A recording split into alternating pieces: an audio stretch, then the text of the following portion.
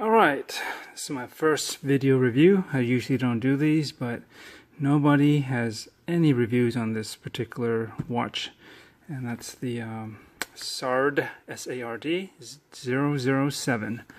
And this might be insightful for people who are interested in this watch, such as I am. And yeah, let's see here. This is the first time, just got this today. This is the first time I've ever seen a package that's from Seiko, at least I think it's directly from Seiko, that has plastic wrap around it. Not sure if this is common or not. It's very uncommon for me, but I think it's kind of neat because it just seems like it's that much more sealed and fresh and brand new. But this could maybe be from the retailer that I got this from and they just did it themselves. I don't know, but it's certainly nice, and this will be my first unboxing, and let's see how it goes. Let's go down here. Pull that. Pretty sure I'm not going to be keeping that, so no big deal. And I suppose this is a standard Seiko Presage line box. Admittedly, don't have much experience in that. This is my first Presage. And hey, we got the guarantee, instructions manual. Of course, it's in Japanese, and I don't know how to read it. But it doesn't really matter because, okay, this is extra. I'll set that aside. How hard can it be to set a watch, right? So we'll set these aside. If you didn't see, everything's in Japanese. And here we go. And here's the box. And center this. Here we go. Oh. This came a little loose, but that's alright. Nice. Check that out. This is the usual JDM stuff. I think they usually have a gray box of some sorts and a tan interior. And here is the watch, SARD007. And yeah, let's pop this out of the box. I'm gonna try to do a more full review later. There's nothing over here, right? No. More of a full review later when I get a chance to try this watch on a bit longer. Interesting. I guess it's supposed to be like that. It doesn't. There's no hole for that, so I guess it just supposed to be. It's not broken. And here we go.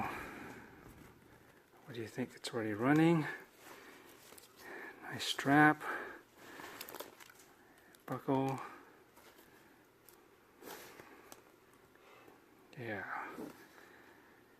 And probably can't see it that well, but what I got, you know, this does have an enamel dial, and there you go. You can just see how it's kind of contoured and indented in the sub-dial area. So, and this is very hard to pick up on video, let alone photography, unless you got really good lighting to emphasize that. And I like the way that this ever so slight dumb. It's pretty much flat, but yeah, it's got a little bit of distortion right there, but overall very clean, very nice. And yeah, I think this is gonna work. And most people say this is, and I think it is supposed to be a dress watch. Most of the Presage line is, if not all of it. But when I first saw this watch, well, at least the version that doesn't have these complications, it's just the dial and with a little date wheel right here, a little date window, and everything else is basically the same. It just doesn't have all these three complications here. And that model is the, I believe it's the SARX, S-A-R-X, SARD007. I have to check that, but you'll know. It just looks like this, but without the 3 complications, and there's a date window right at the 3 o'clock. And that one's nice. That caught my eye first. I saw it on TGV's The Urban Gentry channel on YouTube, and it looked really nice. You know, it's very classy, very clean, and it just spoke to me. And I was doing some search on that online, and I came across this guy, and I said, "Ooh, it's got retrograde dates and the power reserve right here, up to at least, I think it's 40 hours, probably just over that. I forget what it is exactly. And a retrograde date right here, which is nice. And the movement inside here is the 6R24B. So it's different. It's not like your typical 6R, I think, where it's probably just the 3 hands and the date somewhere.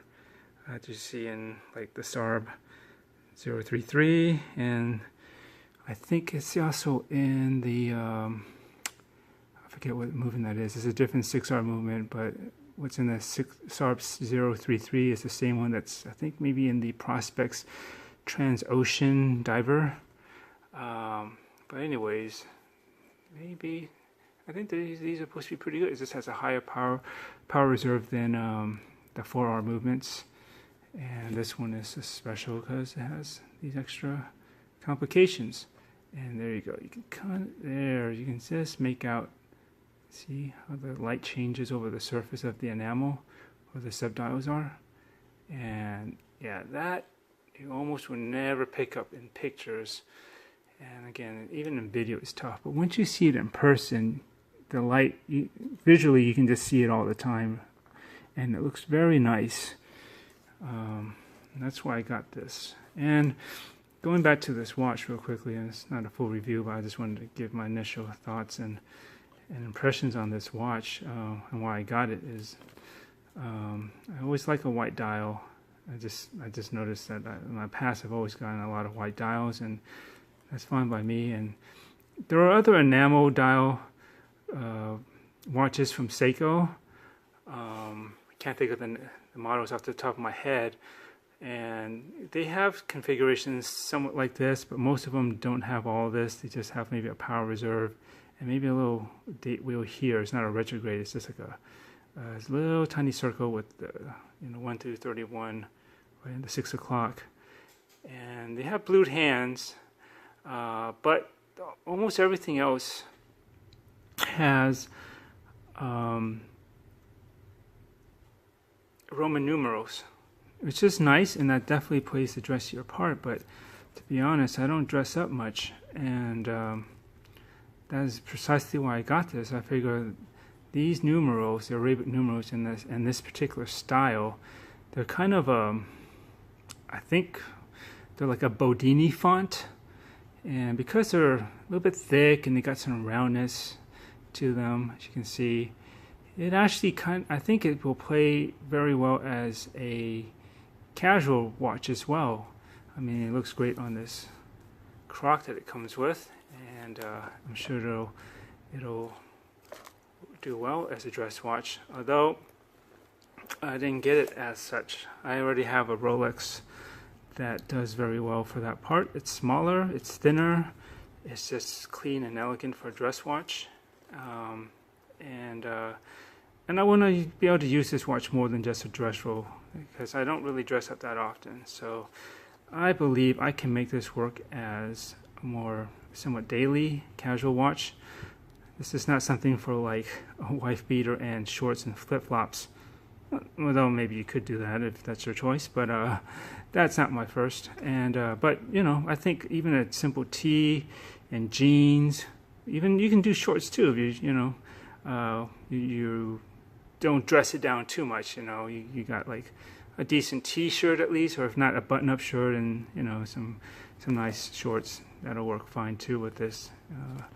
But I am determined to make this a bit of a casual watch, so I've gotten some strap replacements for this, and I will I'll probably use it on this clock once in a while if I want to look a little bit nicer and more dressed up. Have a button-up shirt or something. But I do have a Hadley Roma, a Hadley Roma brown leather and green canvas leather hybrid strap,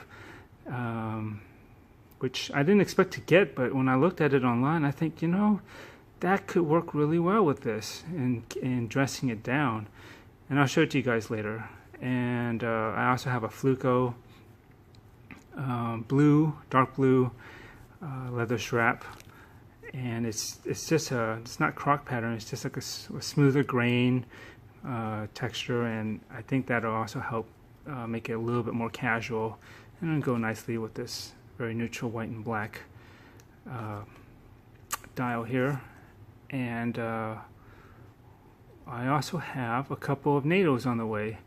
And yes, this on a NATO? No way. Yes way. I think it will work. I've got a couple of combinations that I think will work pretty nicely. And we shall see once they come. I think they'll come in the next day or two. And I'm going to try to get everything together and put up another video just to, after I've tried this on for a while, and also gone between the strap options to see to give you my final, I guess, impressions of it after having worn it, and try the other options that I'm anticipating will work to use this as a more casual watch, a very nice one, but nonetheless. And let's just do a quick check on the wrist here. And oh, this is my Swatch Turquoise Bay. This is reference GK103, and this is one of the original swatches I've gotten way back, and this is 1988. It says so up in here, and obviously I've worn it very well, but it hasn't aged the best since it's it is yellowed. I wish there was a way to reverse that, but it is what it is, and surprisingly it is still ticking. And of course some parts of these have worn a bit away, and this is not the original strap, although the original one was gray, but it was like ribbed, and that one was falling apart. But I really wanted to just recapture one of the original Swiss watches I had, and just have some more fun with it while it's still working. And you know, for the most part, you know, on the wrist, you probably aren't going to notice how yellowed it is, just because I'm yellow. No, just kidding. But you know, it kind of shows through skin color, and so it's not as obvious, and I think it works fine. And in some ways you can consider it. This is the original buckle for the strap that I pulled off and put onto this one, and you can kind of consider this like a transparent yellow of playing off of this, but whatever. Anyways, let me take that off and at least try to throw on this watch over the wrist. And of course we got all the tags here. Wow, there's a lot of tags. I will take my time in undoing this, but we'll just give you a quick look on how it may fit on the wrist here. This is my 7 1/4 inch wrist, and yeah, I think this will need some conditioning to get it to conform after some wear, but I also have some other straps, but it should work just out, should just work out just fine. And there you go. What do you think? Not too bad. I like it. I think quite a nice piece to sport around. Switch off from my typical Seiko divers that I have. And yeah, I think this is what I was basically expecting. And see, there's no screw down crown. It doesn't really have much water resistance because it's not supposed to be a dive watch, but that's alright. I don't do much diving. Yeah, that winding is very smooth. It's just, I don't know if you can hear it. And of course you can wind it by rotating the dial. rotating the watch. And yeah, I mean, it's not super decorated, but it's alright. It still looks good. And the only thing I would change on this, well, maybe I'll get that into it later, but real quickly is really wish they had taken these black hands and made them, you know, blued steel, stainless steel. Then that would be perfect.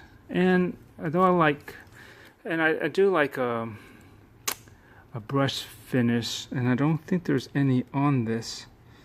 Maybe right in here, in the inner part of this bezel right here, this thin part. It looks a little bit brushed or matte to me, but most of this watch is polished.